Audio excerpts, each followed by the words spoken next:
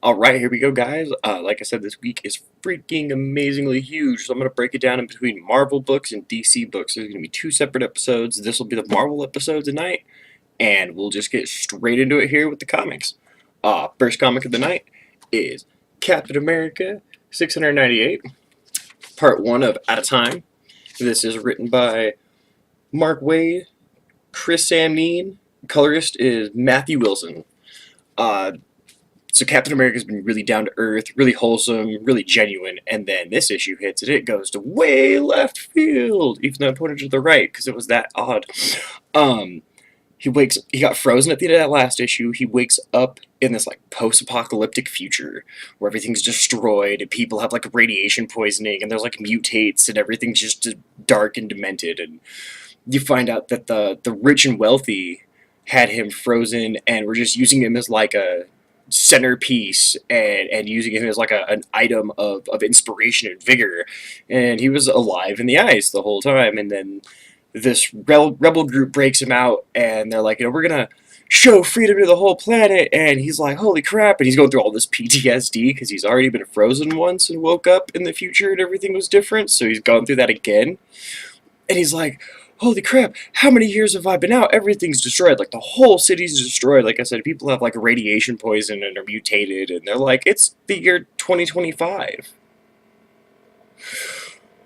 So I thought that was kind of funny that in, like, 6-7 years, everything is wrecked. And, yeah, it was kind of weird. It was not at all what I was expecting from Captain America, just do way over there. So we'll keep going with it. Captain America is my hero. I love Cap, and as long as he's not some silly nonsense like they had him for a minute, I'll keep reading it because I love Captain America. So yeah, kind of weird right now. Okay, here we go with issue number 154 of Cable. This is written by Ed Brisson, artist by John Mallon. Like I said, I'm only buying Cable because the Black Queen is in it, Selene. Selene is my wife's all-time favorite character. She has a tattoo of her on her arm. Cable is definitely worth reading. It is not like amazing and outstanding and stellar. It's moderate. Like I said, I'm buying it because the Black Queen's in it. You see Cable and his team finally end this whole shenanigans with the externals. They defeat Gideon in kind of an interesting way. He gets way too powerful, and they can't do anything about it. And Blink teleports his head off.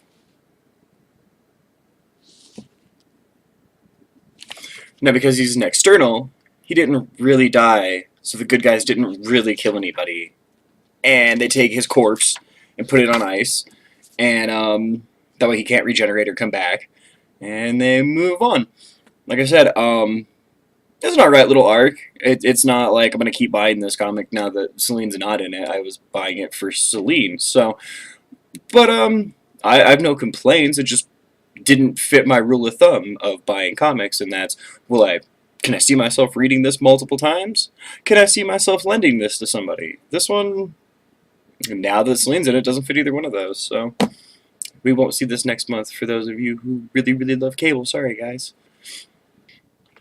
Alright, exciting to bring you Marvel 2-in-1 number 3 with the Human Torch and the Thing. I'm just stoked because it's got Dr. Doom in it. Dr. Doom is the most amazing character in the Marvel Universe. Sorry, guys. This is done by Chip Zdarsky, Valerio Schmidt. Oh, Jesus. Oh, that's okay. So, this issue you see Ben and Johnny go and find Hercules because they're like, hey, you know of a person who can help us because Johnny's losing his powers. They go to this scientist, and it's a scientist whose whole gimmick is taking money from people to bring their powers back. So it's mostly supervillains who go to this woman, and they're like, hey, can you help us? And she's with Hercules, mind you, because this woman helped Hercules at one point, and that was how they knew her. And she's like, no, give me money. And they're like, we don't have any money. And she's like, I can't help you. And they're like, but we're the Fantastic Four. And she's like, I don't care who you are. I can't really, give me money.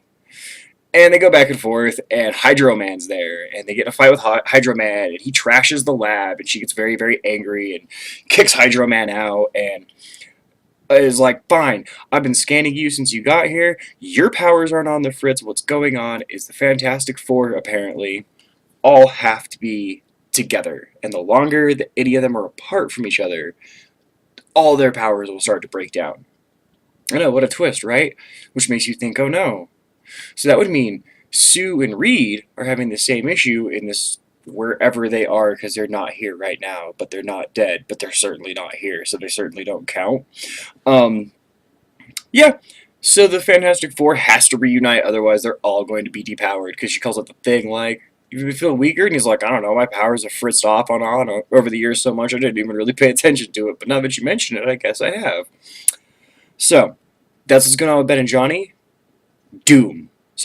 Doom shows up at the Mad Tinker, and he showed up in the Mad Tinker in a previous comic and threw him around pretty bad, so the Tinker's got an issue now with Doom.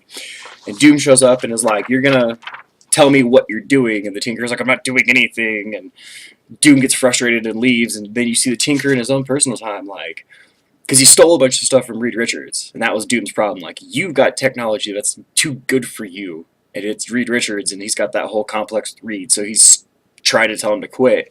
And the Mad Tinker decides, if you're going to be Iron Man, because there's no more Iron Man, Doom, I'm going to be Reed Richards, because there's no more Reed Richards. So the Mad Tinker thinks he's Reed, and Doom's going to have to trash him, because I bet you Johnny and Ben are going to be leaving the universe to go find Reed and Sue, and we'll have a Fantastic Four again. Yay! So, yeah, I'm enjoying this comic. It's been great. It's been really fun. For those missing the Fantastic Four and those who love Doom, this comic should be on your radar. Alright, Punisher 221. This is written by Matthew Rosenberg, Juji Villanova, oh man, and Lee Logridge. I'm sorry, people, I'm so bad at this. But this has been great. The War Machine armor on Punisher has been so good. Last we saw, Frank crashed into the ocean after taking a crap load of damage. He was found by some fishermen. These fishermen bring him back to shore. I birthed a cat. It happens. These fishermen bring him back to shore. They resuscitate him. He gets a hold of Fury. Fury's like, hey, there's this lab that might have people who can help you. If not, you can find some tools to help yourself. He captures a guy, gets to this lab, breaks into the lab, kills a bunch of people, gets his armor fixed, gets out of the lab, and starts his campaign all over again. Just tearing stuff up, destroying the entire structure these bad guys have made in this imaginary country. And as he's just tearing things up, doing exactly like he has the last couple issues, they announced a statement that to the American terrorist Punisher, you need to get out, they have a right to defend themselves, and they are going to show force nuclearly. And Nick Fury jumps in and is like, Frank, you need to get out, man. They have a nuke. This has escalated too far. You've overstepped your boundaries. Get out of there and pulling the plug on the mission. And Frank's like, why? This worked perfectly. My goal, like, this is what I wanted. And then takes off. So, Frank's going to go beat a bunch of people's butt and deactivate a nuclear missile with armor that just got repaired and is just fresh off the block. So, he gets to fight those dudes who trumped him before. And we all know Frank's going to win, and it's going to be a gory bloodbath, and it's going to be amazing. And, yeah, dude, I'm loving Punisher at the War Machine armor. They handled this really freaking well. Alright, on to the Star Wars part of Marvel.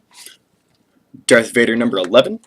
This is done by Charles Soule, Giuseppe Camuncoli, Daniel Orlandini. Oh, God, name's rough. Alright, so you see Vader in this show up at a bar in the middle of nowhere. There's an Inquisitor there. He's like, what's going on? There's a sighting of a Jedi. I'm gonna go check it out. So Vader goes to check out this sighting of a Jedi. Walks in the bar. And it's like, tell me about the Jedi. As soon as he does that, he basically walks into a trap. They hit him with some ion tech. They actually end up destroying his lightsaber in the process of all this. They have him pinned down pretty good. They're starting to trump him, and he loses his patience because his Vader just starts destroying these people. Calls the Inquisitor that's waiting out front for backup. The Inquisitor just kind of pretends not to hear the call. Essentially sets him up to get beat and lose. It's Vader. He doesn't. Follows these bounty hunters because they're a family. It's a mother and daughter teaching their, or sorry, father and daughter teaching, father and mother. Wow, that was awful. Father, mother teaching daughter the family business of bounty hunting, essentially. And they realize they're in way in over their heads. This family tries to run. Vader chases them down. Gets his crystal back from his destroyed lightsaber, but that's it, just the crystal. Confronts the Inquisitor. The Inquisitor's like, plays dumb, like, I didn't set you up. I don't know how you got set up. Vader steals its lightsaber, takes off, goes after this family, corners them, almost kills the daughter, and they're like, we'll cut you a deal. We'll tell you anything you want to know, just let us go. We're only doing business. This is nothing personal. We just want our damn money. And Vader's like, okay, you tell me who hired you, and I won't kill your daughter in front of you. And they're like, fair enough. We're splicers, we'll find out. And they essentially reveal to him Emperor Palpatine set him up. So, again, dark side characters, bad guys, that's how they work. Constantly in this second volume of Darth Vader, man, the Emperor just keeps setting him up, and he just keeps coming out ahead. And the Emperor keeps setting him up, and he just keeps coming out ahead. And it's been awesome to watch, because Vader is such a freaking hoss. Alright, Poe Dameron, number 24. This is done by Charles Soule, Angel Uzetta, and Arif Pranado. Oh, man. So this issue had a bunch of cool stuff happen. It has Tarek the bad guy with this dude that the Republic's trying to save. Double, triple crosses everyone and everything. This guy is just obscene. So he gets to the First Order, convinces the First Order to take this implant in his head to make him complacent out. Doesn't have his bargaining chip with him. Manages to BS the First Order and walk away free. Then, while the rebels are trying to do their plan to find out where he went, he backstabs the First Order by selling out where this guy that everybody in the galaxy is looking for right now is. He's like, hey, I just had him in my possession. I don't have him in my possession anymore. This is where you should go find him. And they're like, why the heck are you telling us this, man? And he's like, I don't know. Maybe I told the First Order. Maybe I didn't. Maybe I'm crazy. Maybe I'm just having fun. I don't know. So this guy now went from, like, dastardly and devious to, like, insane junkie off the rails. Dastardly devious. And he's just kind of... he's super random, man. This bad guy has been incredible. But you see the comic end with, hey, that old dude that you're trying to find and everybody's working for, yeah, I left him here. So they need to go find a body in the middle of nowhere and save it. Anybody who knows anything about space, that is horrifying. That is horrifying on everybody's behalf. Holy crap. But Poe Dameron, yeah, great comic. Loving it. Getting my X-Wing fix. We're doing good.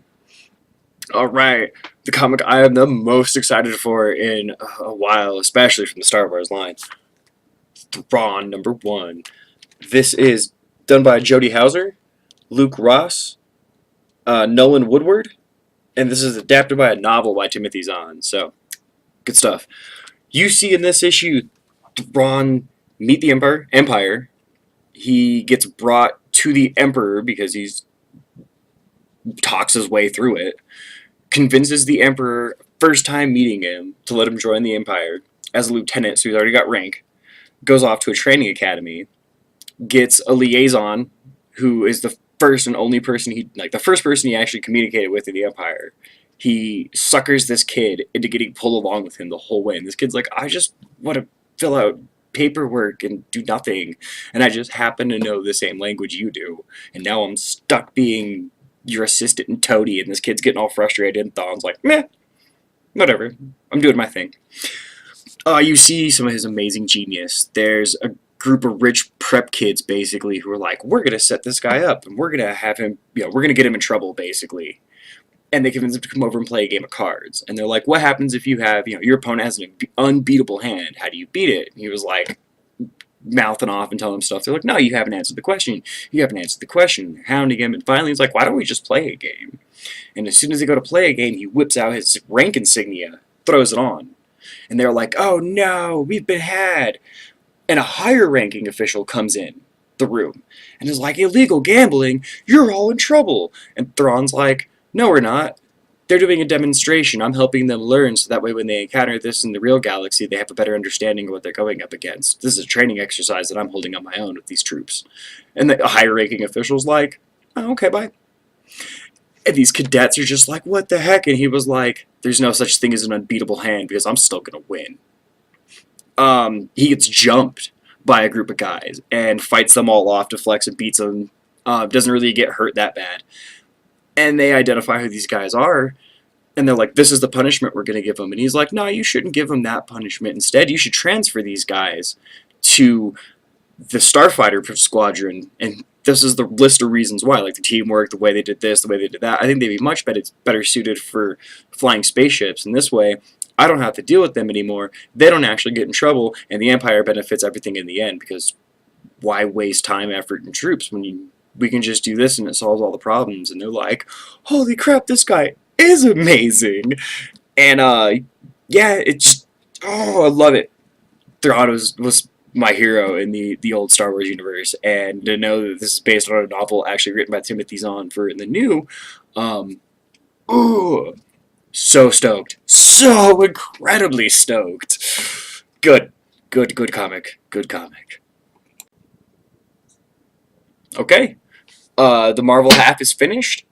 So, like I said, because this week was so incredibly big, there's going to be two, part A and part B. This part's done.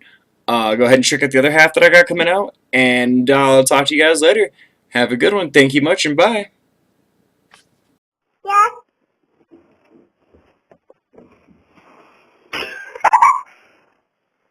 Did you get it?